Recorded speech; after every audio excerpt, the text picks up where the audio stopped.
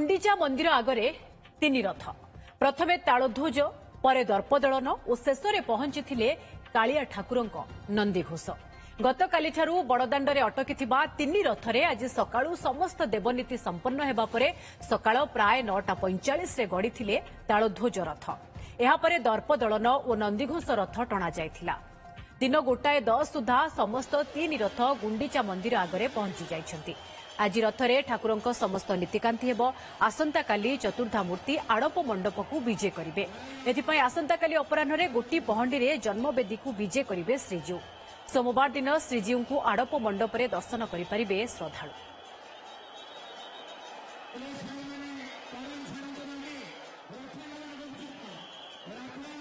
Puri bureau chief Pradeep Mahanti आम सहित शरधा बाली live रही सीधा जिबा। प्रदीप तीन रथ शरधा बाली रे लागी सारी एबे किभली देखुछंती सेठी परिवेश एवं आज रथ उपरे कौन रीतिनीति थाए एवं आड़प विजय पाई आजिठू प्रस्तुति कौन?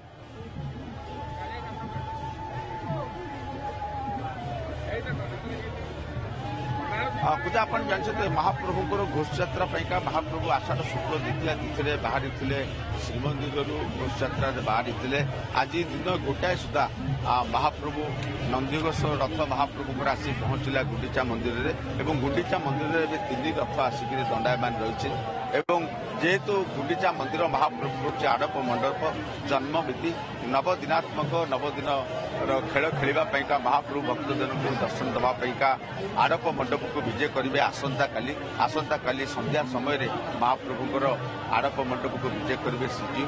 महाप्रभु दर्शन करने रथाड़ूर विग्रह को दर्शन करने हजार हजार संख्यार भक्त मैंने श्रद्धालु मैंने समस्ते महाप्रभु नेत्र को रथारूढ़ ठाकुर को दर्शन कर रथ सामूहिकर दृश्य। कैमरा पर्सन गोपाल आप देखुं भक्त मान मन मध्य केते उत्कंठा केते विश्वास भगवान को प्रति केते आत्मविश्वास से रही भगवान को भरोसा रही बहुत दूर दूरांत मैंने महाप्रभु आम भक्त मान प्रतिक्रिया नवा महाप्रभु को आज दर्शन कर रथारूढ़ ठाकुर को बहुत भल लगुच मन बहुत आनंद लगुच पूर्व जन्म मिल ना कौन आज सूर्य आलोक काली देखिपारे ना ना यहाँ बहुत खुशी लगुच। कौन कहे केमतिका महाप्रभु को दर्शन कर चका नयन को देख जिते देखुले नुआ दिशुता आहरी देखा इच्छा हो छाड़ी जावाक इच्छा होनी पूरी आसला जावाक इच्छा हो शुणुले महाप्रभु को जिते थर दिशुवा से थर नुआ दिशुता भक्त मैंने महाप्रभु को छाड़ी जावाई नाराज अनेक भक्त मैंने भी अच्छा आपन केमती कहे केते समय महाप्रभु को बसिक देखुं बहुत खुशी लगुच। मोर मानसिक था आसापी मो आंठू खराब था भगवान दयार मुझे पाद पकेबार मो आंठू भल लगुच। ठाकुर जय जगन्नाथ मुझे आपन केमती लगुच महाप्रभु दर्शन बहुत सुंदर लगुच। सी हूँ भावर ठाकुर आम पुरी बासिंदा किंतु जमती रथ उपर दर्शन कले बहुत ही पुण्य होता है और बहुत ही श्रृंखलित दर्शन अच्छे बहुत खुशी लगे ठाकुर रथ उपर देखे। अनेक भक्त अच्छा प्रतिक्रिया नवा किभली भाव महाप्रभु को दर्शन कर महाप्रभु को आज दर्शन कर मन कृतार्थ हो जाऊँगी। जय जय जगन्नाथ जय जय जगन्नाथ जय जगन्नाथ जय जगन्नाथ जगतर मंगल करंतु एपरि भक्तकर भगवान निबिड़ संपर्क जुगे जुगे रही महाप्रभु जय महाप्रभु जय। आप शुणुले भक्त मान सष्टांग प्रणाम कर महाप्रभु रथाड़ूर ठाकुर सम्मुखें भक्त मैंने प्रणाम जनाऊँ। महाप्रभु आसंता काली आड़प मंडप को संध्या समय पूजा करेंगे।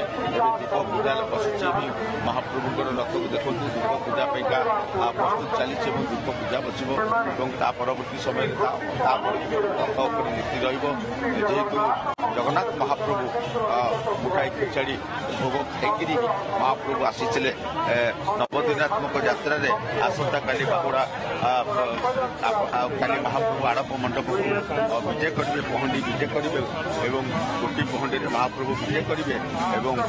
सोमवार दिन यही यज्ञान्न जो अन्न ବାହାରି ଥାଏ ମହାପ୍ରଭୁଙ୍କର ଆଡ଼ପ ମଣ୍ଡପରେ ତାକୁ ଯଜ୍ଞାନ ବୋଲି କୁହାଯାଏ।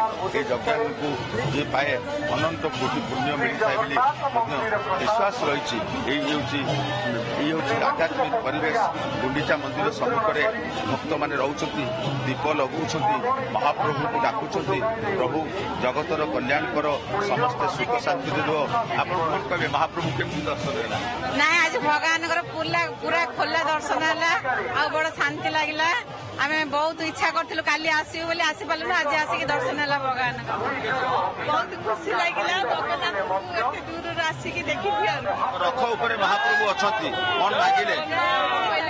ରଥ ଉପରେ ମହାପ୍ରଭୁ ଅଛନ୍ତି, ମହାପ୍ରଭୁ କଣ ମାଗିଛନ୍ତି? ଖୁସି ପୂରଣ କରନ୍ତୁ। ଭକ୍ତମାନଙ୍କର ପ୍ରତିକ୍ରିୟା, ମହାପ୍ରଭୁ ସମସ୍ତଙ୍କ ମନୋବାଛ ପୂରଣ କରନ୍ତୁ ଏବଂ ସମସ୍ତେ ଖୁସିରେ ରୁହନ୍ତୁ। ମହାପ୍ରଭୁ ସମସ୍ତଙ୍କୁ ଆଶୀର୍ବାଦ କରନ୍ତୁ, ଜଗତର କଲ୍ୟାଣ କରନ୍ତୁ। ଏହା ହିଁ ଭକ୍ତମାନେ ମହାପ୍ରଭୁଙ୍କ ନିକଟରେ ପ୍ରାର୍ଥନା କରୁଛନ୍ତି।